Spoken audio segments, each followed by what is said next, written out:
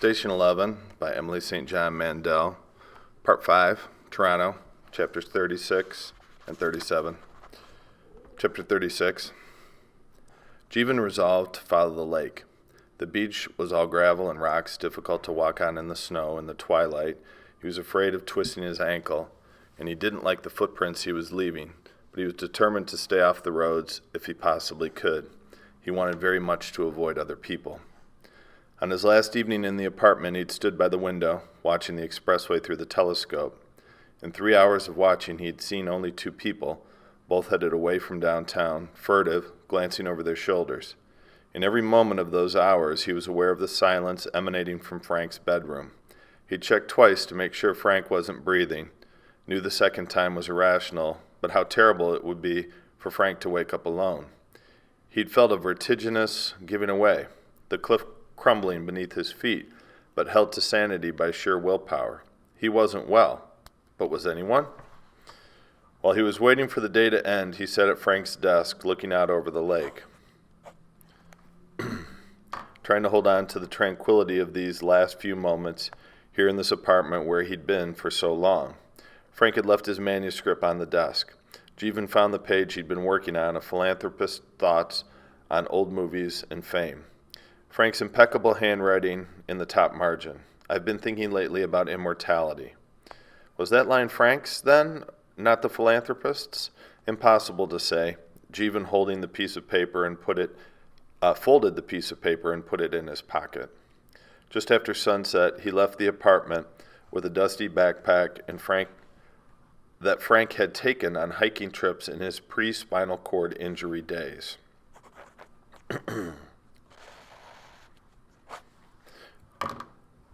Its existence was something of a mystery.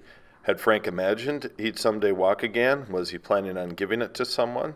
When the last light was fading over the lake, Jeevan pushed the dresser aside, stepped out into the terrible corridor with its reek of death and garbage, and made his way down the stairs in darkness. He stood for several minutes behind the door that led to the lobby, listening, before he eased it open and slipped through, heart pounding. The lobby was deserted, but the glass doors had been smashed. The world had emptied out since he'd last seen it. There was no movement on the plaza or in the street or on the distant expressway. A smell of smoke in the air with a chemical tinge that spoke of burning offices and house fires. But most striking was the absolute absence of electric light. Once, in his early 20s, he'd been walking up Yonge Street around 11 p.m., and every light on the street had blinked out. For an instant, the city had vanished around him, and then the lights were back so quickly that it was like a hallucination. Everyone on the street asking their companions if they'd seen it too. Was it just me? And at the time, he'd been chilled by the suggestion of a dark city. It was as frightening as he would have imagined. He only wanted to escape. The moon was a crescent in the evening sky. He walked as quietly as possible, the pack weighing on him with every step. He avoided the roads as much as he could. The lake to his left, black water gleaming. The beach was pale in the half-light. Impossible not to think of Frank lying still on the bed with an empty bottle of sleeping pills on the nightstand. But he couldn't dwell on Frank, because every sound might mean the end of everything.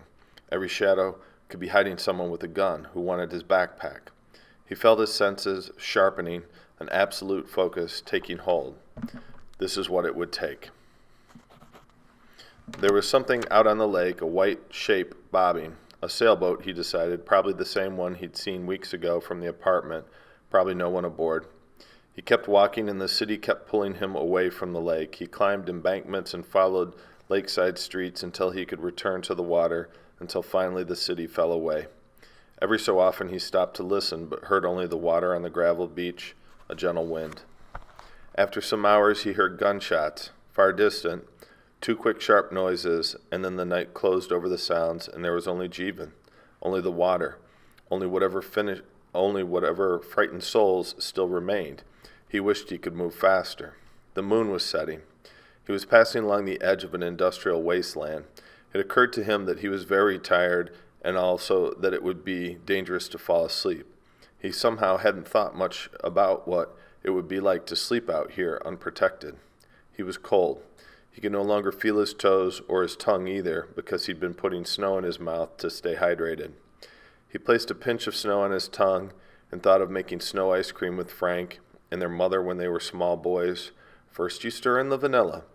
Frank standing on a stool on his wondrously functional pre-Libya legs, the bullet that would sever his spinal cord still 25 years away, but already approaching. A woman giving birth to a child who will someday pull the trigger on a gun, a designer sketching the weapon or its precursor, a dictator making a decision that will spark in the fullness of time into the conflagration that Frank will go overseas to cover for Reuters, the piece of a pattern drifting closer together. Jeevan sat on a driftwood log to watch the sunrise. He wondered what had happened to his girlfriend. She seemed very distant. He thought of his house and wondered if he'd ever see it again. Knew almost at the same moment that he wouldn't. As the sky brightened, he built a shelter from driftwood and the garbage bags he'd brought with him, a makeshift structure that would cut the wind and hopefully look like a pile of trash from a distance. He curled around his pack and fell into a fitful sleep. When he woke later in the morning, there was an instant when he didn't know where he was. He had never in his life been so cold. He'd been walking for 5 days before he saw anyone else. At first, the solitude was a relief. He'd imagined a lawless world. He'd imagined being robbed of his backpack and left to die without supplies 1,000 times.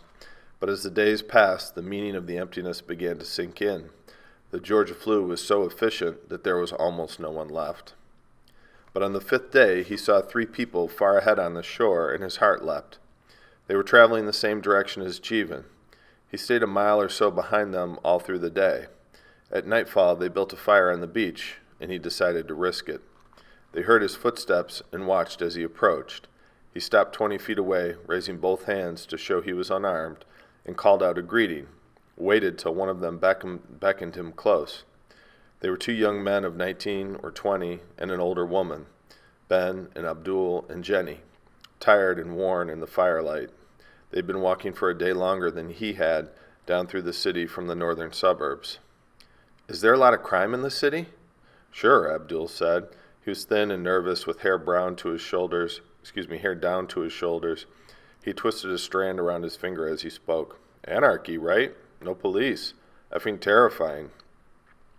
"But actually not as much crime as you'd expect," Jenny said. "There just aren't that many people. Did they leave? Or they're all..." "If you got sick," Ben said, "you were gone in 48 hours.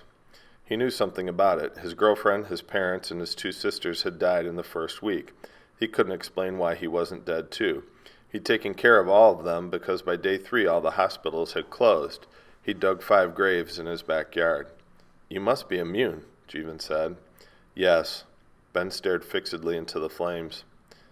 "I'm the luckiest man alive, aren't I?" They traveled together for nearly a week until they reached a point where Jeevan wanted to keep following the lake and the other 3 wanted to turn west toward a town where Jenny's sister had lived. They debated the matter for an hour or 2, Jeevan certain that venturing into a town was a mistake, and the others disagreeing with him, Jenny afraid of never seeing her sister again, and in the end they wished one another luck and parted ways.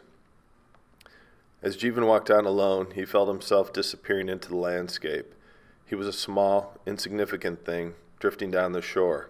He had never felt so alive or so sad. There was a clear morning some days later when he looked up and saw Toronto on the far side of the lake, ghostly with distance. A thin blue spire piercing the sky, Glass City. From this distance it looked like something from a fairy tale. He came upon other travelers sometimes, but so few. Almost everyone was moving south. "It's like those disaster movies," she'd said to Frank over 2 months ago now, on the 3rd or 4th night in the apartment. Those were the days before the end of television. They were stunned with the horror, but it hadn't entirely sunk in yet, any of it, and that night there was a certain awful giddiness. All evidence suggested that the center wasn't holding. Was this actually happening? They asked one another. But personally, they had food and water. They were at least momentarily secure and not sick. "You know," Jeevan had said, "in the movie version of this, there's the apocalypse, and then afterward, what makes you think we'll make it afterward?" Frank was always so goddamn calm about everything. The silent landscape, snow and stopped cars with terrible things in them, stepping over corpses, The road seemed dangerous. Jeevan avoided it, staying mostly in the woods. The road was all travelers walking with shell-shocked expressions, children wearing blankets over their coats, people getting killed for the contents of their backpacks, hungry dogs. He heard gunshots in the town, so he avoided these too. He slipped in and out of country houses, searching for canned goods, while the occupants lay dead upstairs. It was becoming more difficult to hold on to himself. He tried to keep up a litany of biographical facts as he walked, trying to anchor himself to this life, to this earth. My name is Jeevan Chaudhary. I was a photographer, and then I was going to be a paramedic.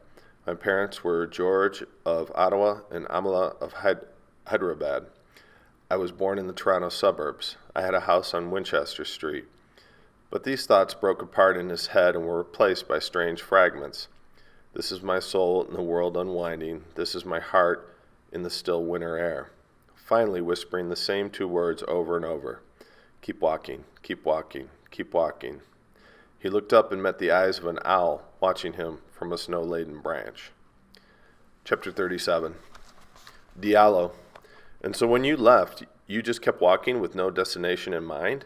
Ramon. As far as I know, I actually don't remember that year at all. Diallo. None of it? Ramon. Absolutely nothing. Diallo. Well, the shock would have been considerable. Ramon. Of course, but when we stopped in a town eventually, I remember everything from that time onward. You can get used to anything. I think it was actually easier for children. Diallo. The children seemed awfully traumatized. Ramon. At the time, sure, everyone was. But 2 years later? 5 years? 10? Look, I was 8. 9 when we stopped walking. I can't remember the year we spent on the road, and I think that means I can't remember the worst of it. But my point is, doesn't it seem to you that people who have the hardest time in this current era, whatever you want to call it, the world after the Georgia flu, doesn't it seem like the people who struggle the most with it are the people who remember the old world clearly? Diallo. I hadn't thought about it. Ramon. What I mean to say is, the more you remember, the more you've lost. Diallo. But you remember some things. Ramon. But so little. My memories from before the collapse seem like dreams now. I remember looking down from an airplane window, this must have been sometime during the last year or two, and seeing the city of New York. Did you ever see that? Diallo. Yes. Ramon. A sea of electric lights. It gives me chills to think of it. I don't really remember my parents, actually just impressions. I remember a hot air coming out of vents in the winter and machines that played music. I remember what computers looked like with the screen lit up. I remember now you could open a fridge and cold air and light would spill out. Or freezers, even colder, with those little squares of ice and trays. Do you remember fridges? Diallo. Of course. It's been a while since I've seen one used for anything other than shelving space. Ramon. And they had light inside as well as cold, right? I'm not just imagining this. Diallo. They had light inside.